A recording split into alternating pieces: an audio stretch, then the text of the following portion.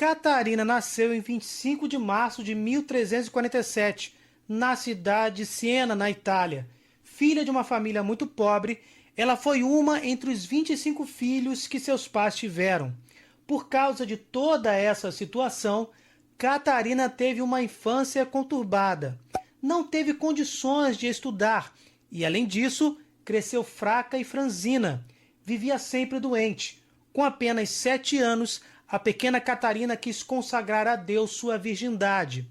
Já nessa idade, relatava visões em seus momentos de oração. Com 15 anos, Catarina ingressou na Ordem Terceira de São Domingos. Como religiosa, em seus momentos de oração contemplativa, entrava em êxtases. A simples observação desses fatos levou à conversão centenas de pessoas durante a juventude da santa. Depois de adulta, Catarina continuou sua vida de oração e atuação na sociedade. Com o intuito de orientar o povo, e como não sabia escrever, ela passou a ditar cartas para as pessoas. Nessas cartas, ela orientava as atitudes, conduzindo para a misericórdia e convocando a todos para o exercício da caridade, para o esforço pelo entendimento e pela paz. Então, apareceu a primeira grande dificuldade na vida de Catarina e da Igreja, o cisma católico. Fazia já 70 anos que a sede da Igreja estava em Avignon, na França, e não em Roma. Com isso, a autoridade da Igreja sofria influência da política francesa. Muitos na Igreja pensavam que seria impossível superar essa adversidade, porque 2 papas estavam disputando a cátedra de São Pedro. Com isso, o povo católico em todo o mundo sofria. Santa Catarina, porém, inspirada por Deus, começou a agir. Viajou pela Itália inteira e também por outros países, falando, pregando, ditando cartas aos reis, aos príncipes e aos governantes católicos. Também ditou cartas aos cardeais e aos bispos. Por fim, ela conseguiu que Urbano VI, o verdadeiro Papa, voltasse para Roma e assumisse o legítimo governo da Igreja. Outra grande dificuldade enfrentada por Santa Catarina foi a peste negra. Para muitos, essa barreira seria intransponível. Santa Catarina, porém, enfrentou com serenidade e firmeza. A peste, com efeito, dizimou quase 1/3 de toda a população europeia. Santa Catarina colocou-se ao lado dos doentes, lutando por eles e curando a muitos através de ações diretas e de suas orações. Seu exemplo de amor e misericórdia converteu centenas de pagãos e deixaram seus contemporâneos perplexos. Em meio a todas essas dificuldades em sua vida, Santa Catarina conseguiu deixar obras literárias extraordinárias, ditadas por ela, escritas e editadas por vários copistas. Sua obra é de grande valor histórico, espiritual, religioso e místico. Um de seus livros mais importantes é o Diálogo sobre a Divina Providência. Esta obra é lida, estudada e respeitada até os dias de hoje. No seu tempo, teólogos famosos viajavam de longe para ouvir as pregações e meditações de Catarina, por causa de sua grande sabedoria, profundidade teológica e poder da palavra. Santa Catarina não era nem mesmo uma religiosa com votos perpétuos. Era apenas uma simples irmã leiga da Ordem Terceira dos Dominicanos. Porém, apesar de analfabeta, ela é considerada a mulher cristã mais impressionante do 2º milênio.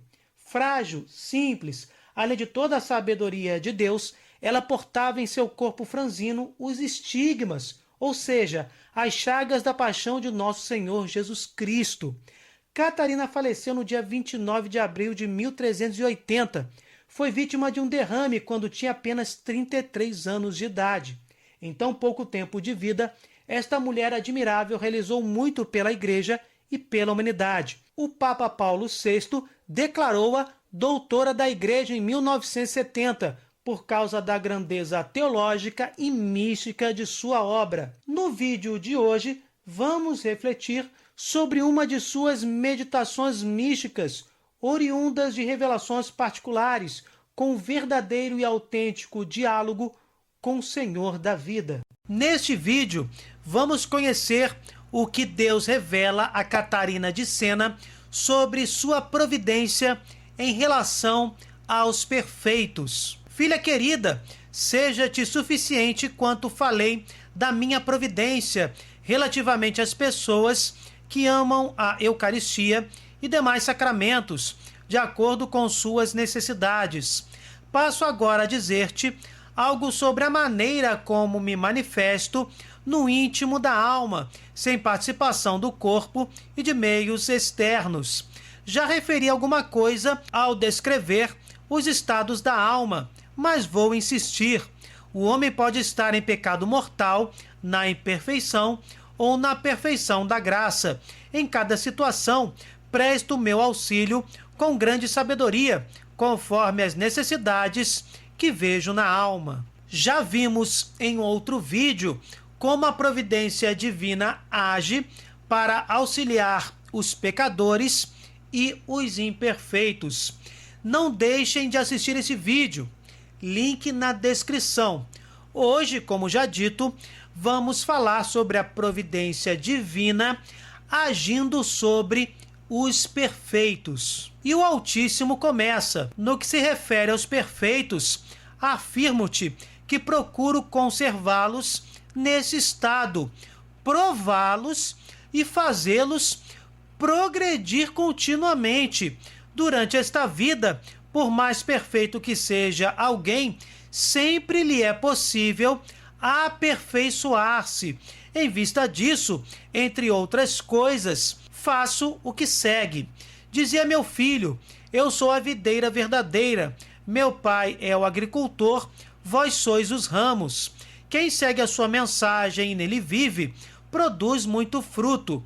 Mas para que esse fruto cresça e atinja a perfeição, eu vos podo, através de numerosas tribulações, injúrias, afrontas, caçoadas, traições, ofensas, fome e sede, palavras e atos de acordo com minha vontade e segundo a capacidade de cada um. Todas essas tribulações são essenciais para o crescimento espiritual do perfeito, para o progresso do perfeito. Continuando na última linha, o sofrimento é ainda um sinal, serve de prova. Nele o homem revela o grau de perfeição ou imperfeição em que está. Nas injúrias e adversidades por mim permitidas, comprova-se a paciência, aumenta-se a compaixão, pela qual a pessoa sofre mais pelas ofensas cometidas contra mim que pela injúria pessoal. Esta é a atitude dos perfeitíssimos. Permito tais acontecimentos para que progridam ainda mais. Dou-lhes também grande desejo da salvação dos homens, e para isso eles batem, dia e noite, à porta da minha misericórdia. Tais pessoas chegam ao esquecimento de si, como expliquei ao falar do estado dos perfeitos. Quanto mais se desprezam, mais me encontram. Onde me procuram? Em meu Filho Jesus, vivendo sua mensagem. Leram neste livro o crucificado e ali compreenderam que o Verbo encarnado realizou minha vontade, obedecendo. Para provar quanto desejava minha glorificação e a salvação humana, com muito sofrimento e dor, correu ao encontro da morte na cruz e remiu a humanidade.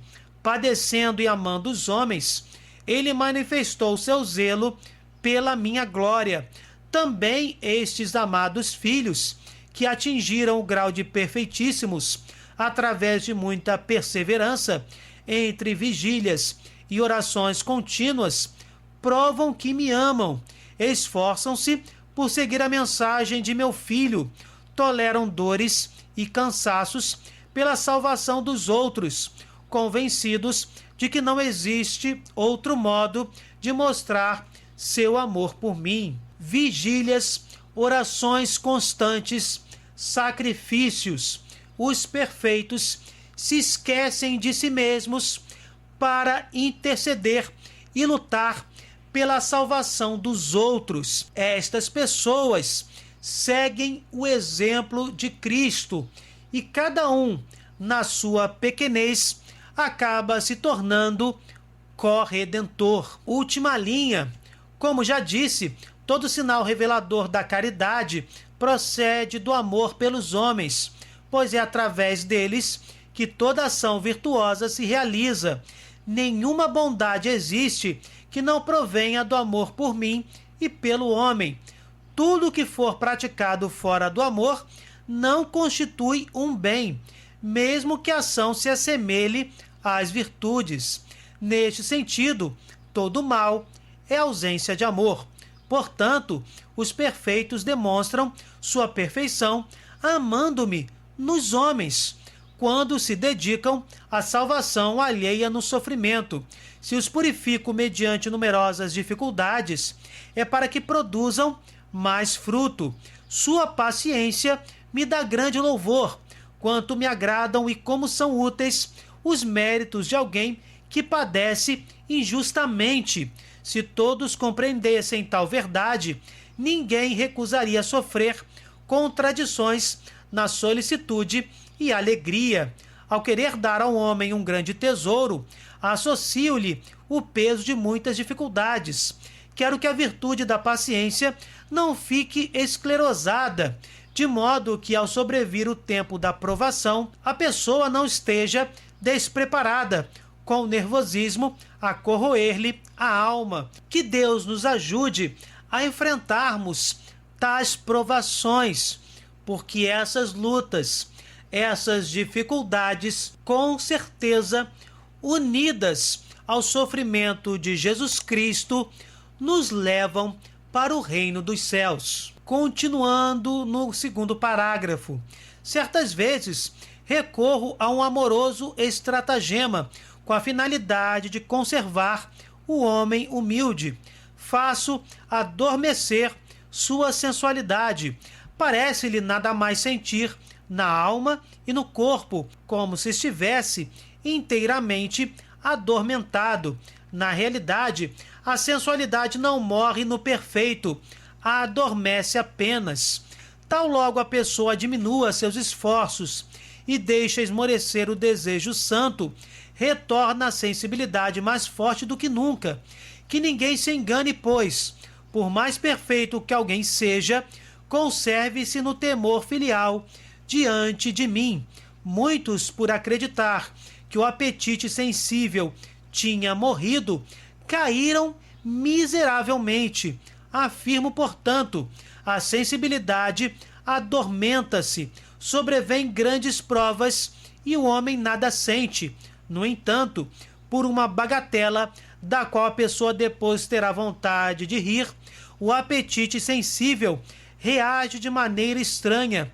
Sou eu que permito essa reação, desejoso de que o homem caminhe sempre na humildade. Quem age sempre com prudência, não se poupe. Procure dominar seriamente a sensibilidade.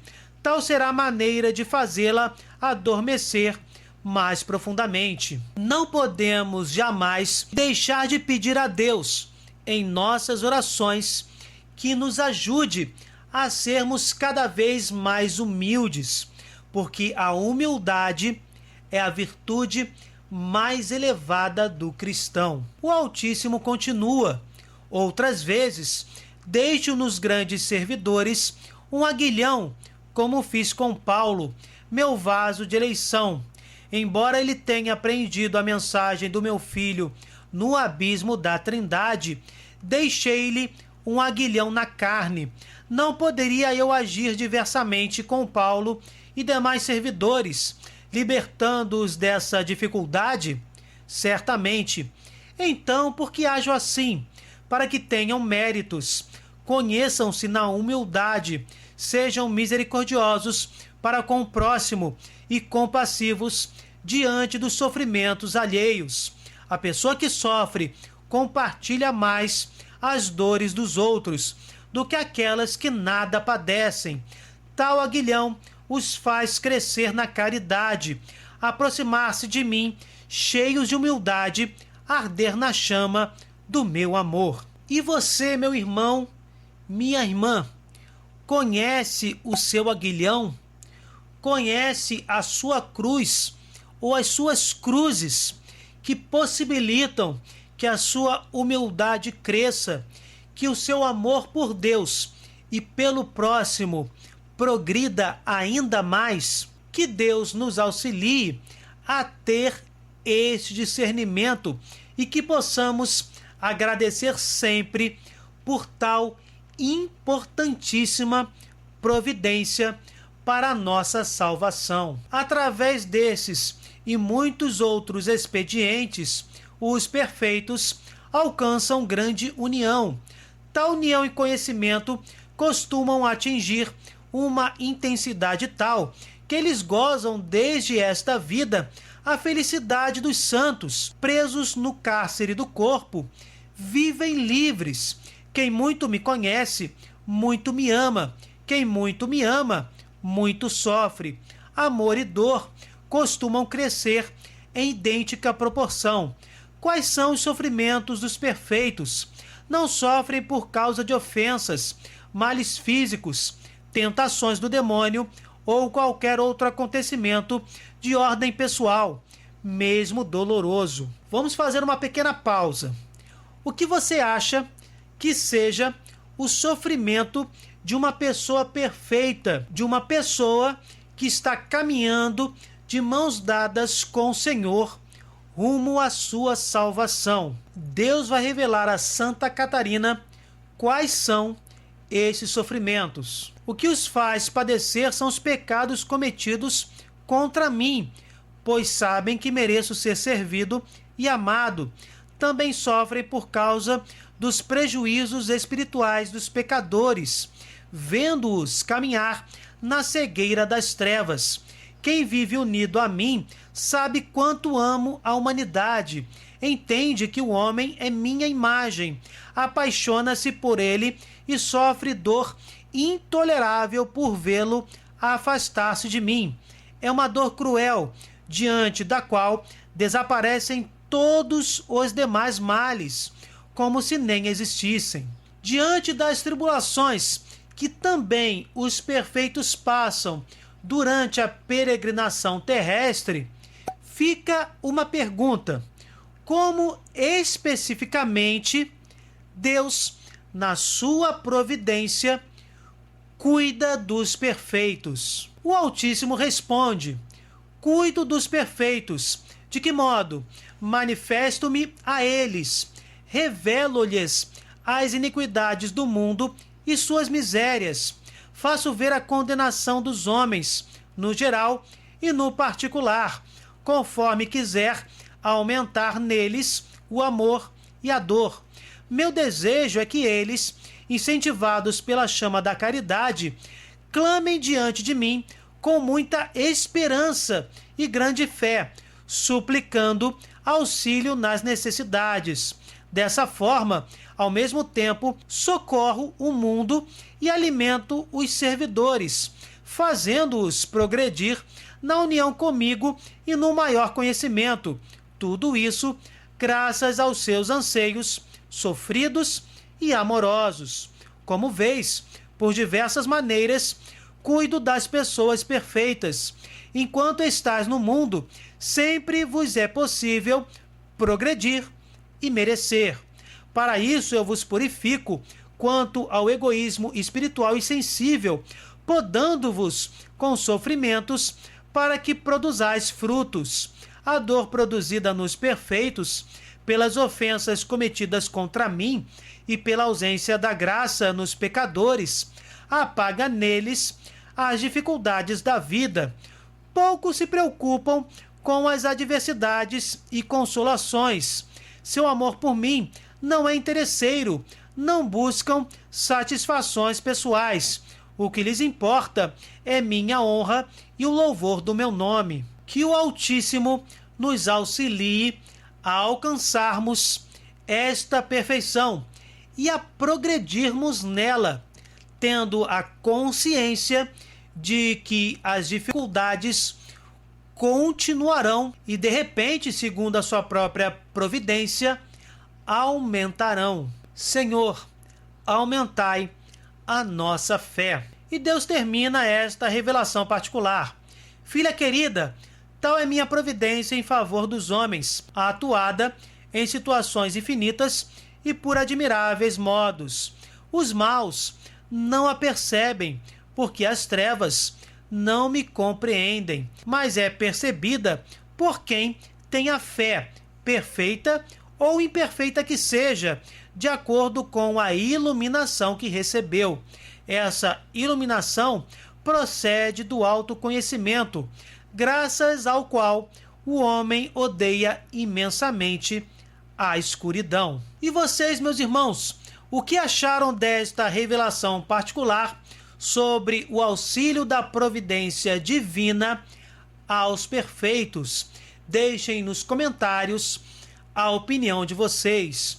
Louvado seja nosso Senhor Jesus Cristo, para sempre seja louvado. Se vocês gostaram, deixem o seu like, compartilhem, cliquem no sininho, se inscrevam no canal.